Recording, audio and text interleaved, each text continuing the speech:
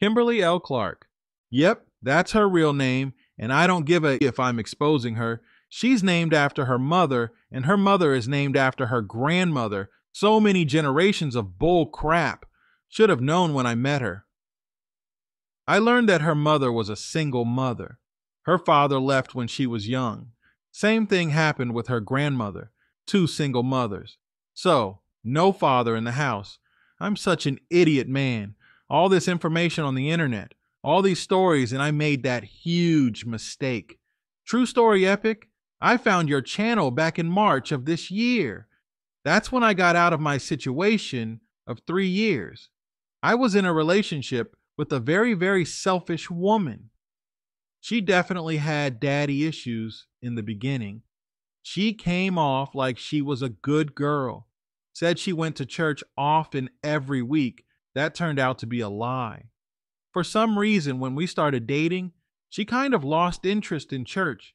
I don't think she went in the first place. Maybe every once in a while, but not as often as she said she did. She also claimed that she'd have a glass of wine here and there. That was a lie. She drinks hard liquor every single day. I know you guys are thinking, why would you get into a relationship with someone who does that? I don't know, man. I thought she handled her liquor pretty well throughout the day. You can't tell that she had been drinking, but she kept the bottle in her car and a couple cups. And she poured it or mixed it with juice or something. She always had to have hard liquor.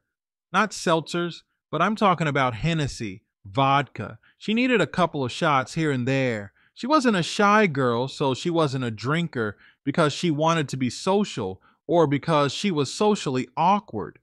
She's actually very outgoing and holds conversation very well. I promise you, she goes to work or she'll be out and about, and you can't tell that she was drinking, even to the point where I wasn't afraid to be in a car with her if she's driving. It's kind of weird to say because you think hard liquor, you can't do anything. I know if I have 2 shots, I'm not getting behind the wheel at all. But for some reason with her, she said she just liked the way alcohol makes her feel. She told me that she wasn't an alcoholic, and I honestly didn't believe that she was an alcoholic, but now that I think back on it, what pain was she trying to cover up? What was hurting her so bad that she felt like she needed to drink every single day throughout the day? I met my ex-girlfriend on my college campus.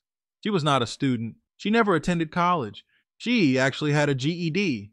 Yeah, I know, stupid. Why would I date a girl who didn't graduate from high school? Blah, blah, blah. I get it, guys. Just let me tell my story. So, she worked for some company, an energy drink company, and her and a group of other girls were selling the product, giving us samples and things like that. All the girls in the group were hot, but she stood out to me. Her body was just a bit more amazing. All the other girls were hot, but my ex-girlfriend, Kimberly, she's beautiful. I will give her that. On the outside. Inside, hideous. When I approached the table to try the energy drink, I specifically was talking with Elizabeth, one of the other girls who was actually friends with Kimberly. Once I noticed Kimberly wasn't distracted, I kind of started leaning towards her and talking to her instead. Elizabeth seems pretty upset about that. I could tell. She eventually said something when Kimberly and I got in relationship. We all just laughed about it though. But apparently, Elizabeth found me attractive, and she thought I was going to ask her out, but instead, I asked out Kimberly. Anyway, I'm talking with Kimberly about the drinks and gave her my email and everything. And I said, why don't you take down my number to put it in your phone? She smiled, and when I saw that she smiled, I knew I had her. She eventually called me. When I met her, it was around lunchtime. I was walking to Subway before my next class. Usually when I walked for lunch while I was on campus, there was someone usually in that same spot selling something. The group of girls or a group of guys selling something, but I never stopped until that day I saw Kimberly. Anyway, so she hit me up that night and we hit it off immediately. Man, we were talking on the phone all night long. I had class early the next morning, but it was nice talking to her, so when I met Kimberly, I was 19 years old. She was 21 and recently divorced. Top of that, she didn't have custody of her child that she had with her ex-husband. He has full custody. The reason she told me. It was because she needed to get on her feet and the child was better off with her father. She did not pay child support by the way ex-husband is. I'm not sure exactly. I don't know if he's like a civil engineer or mechanical engineer or what. Maybe electrical engineer, but he's an engineer.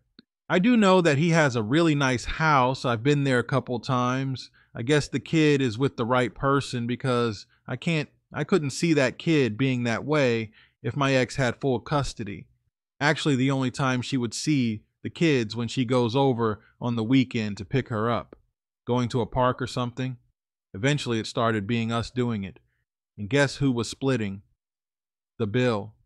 We'd go do something on the weekend. Movie, arcade. It was all me spending the money. Doormat, loser, idiot. Please just understand. I'll never do any of this again. But I deserve everything that happened to me because all the red flags were there and I ignored them. One thing I noticed early about my ex-girlfriend, she was a colorist, so her mother is black, but her father is white. I'm a dark-skinned guy. Now she likes me. She talks about she loved my skin tone and all that stuff, which was cool. But I noticed when she would talk bad about someone, and if they were my complexion or even a little lighter, the first thing she jumped to was black example. She needs to shut her black ash up. I can't stand her black ash. It's always the emphasis on black. Even told a girl that she was pretty to be a dark-skinned girl. I confronted her a couple times and told her that was really rude and she shouldn't say things like that.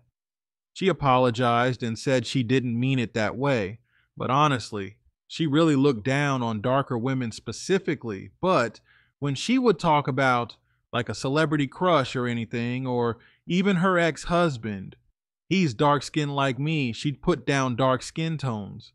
Even made her daughter feel weird. So like I said, her daughter's father is dark-skinned. And even though my ex-girlfriend Kimberly was a lighter, complected woman, that dark skin kind of overpowered with the child. Now her daughter wasn't as dark as I am. I'm like Wesley Snipes. Dark, her daughter was lighter. Beautiful brown complexion, but she'd always tell her daughter, "No, you can't go outside in the sun, it's too bright. You're going to get too black. You're dark enough. You don't need to get darker." It was really weird and it really made her daughter feel away. Her daughter asked me questions about it. She didn't understand. Hey, she was only 6 years old. My girlfriend used to tell me when her and her ex-husband were in high school and she ended up getting pregnant. Everyone was saying how she was going to ruin his life. So apparently he graduated top class and everyone knew he was going to do big things. He was very smart, good at math, won a bunch of competitions and science fairs and all type of stuff like that. But she told me that she actually, after having the child with him, fell out of love with him and didn't like him anymore. But she married him anyway because, well, she knew he'd be successful and she felt like it was what she was supposed to do. And having a child now, she knew her child needed to be taken care of again. I should have run away when she told me that, but I didn't. My ex ended up dropping out of high school after having the baby. They got married and everything, but he ended up divorcing her before he even finished school. Weird enough, we ended up attending his graduation. Me, Kimberly, and the daughter. It was a little strange, but I will say her husband, he's actually pretty cool. He never treated me a certain way. Only thing he would ask from me is to respect his daughter. He didn't seem to care much about Kimberly. I gave him my word that I would, and I did. In a way, I sort of look up to that guy. He just seemed so accomplished. He seemed to level up so quickly. I don't know what type of internship he had in school, but he seemed to always have money. He seems to do very well for himself since I've known Kimberly. Maybe his parents had money, I don't know. Anyway, so Kimberly and I dated from the day we met. We became exclusive 3 months after meeting. That time I became close with her daughter, met the ex-husband, and family, etc. So, what caused me to finally pack my shish and leave? It's when Kimberly told me that we were going to be in an open relationship. Yes, she straight up told me this. This is the deal. Get used to it. I told her she was crazy and I'm never going to be in a relationship that's open. Kimberly told me that I'm insecure, and if I had the confidence to get women, then I wouldn't have a problem. She told me the reason I didn't want it is because I'm not confident. That pissed me off, and even though I made up in my head that I was done with her, I agreed to the open relationship and I went hard. I immediately started hitting up old rosters, revived two that were strictly booty calls. I jumped on a dating app, met two other women, met two more locally. I went in and I started hanging out. Initially, I was only having sex with the two from my old roster. I didn't smash the dating app girls or the other two until weeks later. There was a lot of hanging out. Kimberly thought that I was going out to smash every time, but that wasn't the case at all. I ended up meeting 4 girls that wanted to move steady. Maybe they were dealing with others. I'm not too sure. But I hung out with everyone. So I was smashing a couple, but hanging out with the other ones. And I wasn't out here spending money all crazy with the 2 girls I was smashing. We never really went out. We hang out at their place, watch movies, listen to music, drink. We'd always split things like I'll grab snacks and she'll get the alcohol or vice versa. We'd use my Netflix account and things like that. Very cheap get together because ultimately we were just going to have sex with the 4 other girls. I was dating one once a week and every single one we split the bill for everything. No one was trying to take advantage of me. Those 4 girls actually were pretty good girls. End of the day, you can't really say if a woman isn't having sex with you, then she's having sex with someone else. I mean, that's likely, especially these days, but ultimately, I just didn't know. I didn't really pry or try to find out, but if they were, that wouldn't bother me at all. I wasn't trying to get into another relationship with anyone. I really just wanted to be on my own, but me agreeing to the open relationship was really just to prove to Kimberly and myself that I still got it. Maybe it was stupid of me, but I did it. Anyway, I don't know who she hooked up with at all. I know she wasn't happy that I was hooking up with so many girls. One Saturday, Kimberly is telling me how I needed to cancel whatever date I had that day. I was going to be gone that day, and I was. But she said tomorrow, which was Saturday, you need to cancel your plans because I'm picking up my daughter and I promised her that we'd all go bowling. I said, whoa, whoa, whoa. I don't know why you promised her that we would all go bowling. You should have promised her that you two would go bowling, or maybe you two and her father, but I'm not going bowling anywhere. You never talked to me about this. You saw that I had plans and you decided to interrupt them. That's not going to happen. Kimberly tells me that this relationship wasn't for me to break up the family. I can't crush her daughter's heart like that, and I'm being evil. The nerve of her, she asked for this open relationship, bragging, telling me that I'm not going to be able to get anybody. Pretty much feeling good that she's going to be out getting her back broken while I'm sitting at home crying and waiting on her. But she sees that I'm with these women. She knows about everyone. She just thought that I was smashing every single one of them, which I wasn't. I was only smashing 2. She saw the messages from the 2 that I was smashing. One even sent the video that we recorded together. Kimberly wasn't happy about that. I didn't hide my phone at all. She was able to read everything I didn't care. I had access to her phone too, but I never looked. She wanted me to, but I just never cared because I was already done with her. We stopped sleeping together. I was already making my moves, planning my exit. I put in an application to an apartment that was about 20 minutes away from where we were living. I'd gotten accepted, but I wasn't to move for another month. After the Saturday, she confronted me about canceling my plans so I could hang out with her daughter. She even told me her daughter misses me and she feels like I'm neglecting her. She tried to guilt trip me, guys. She tried to make me feel bad, but I didn't care. I saw that it was bothering her, and that crap made me feel really good. I'm not going to lie. I continued having my fun, and Kimberly became evil by the day. That last month was brutal. On a Sunday, I was headed out to church with one of the girls I've met online. She stops me. What do you think you're doing? You haven't touched me since I said I wanted this open relationship. Open relationship doesn't mean you stop sleeping with your person. You're neglecting me if we were married. This would be a huge problem. I was so confused about why she said that if we were married, this will be a huge problem. What would you report me to the police? My husband not having sex with me, come arrest. Emma, I don't know what she was getting at when she said that.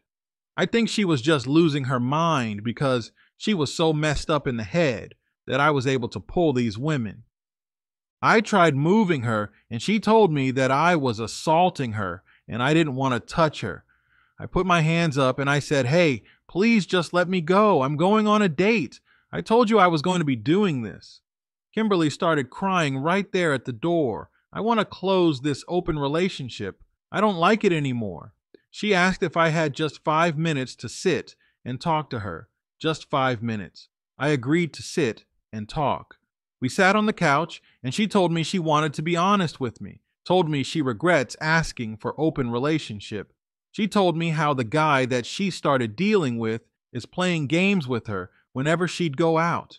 She was supposed to be out with one guy, but he canceled on her all the time playing with her. It's like the first time they had sex was the last time he wanted to see her.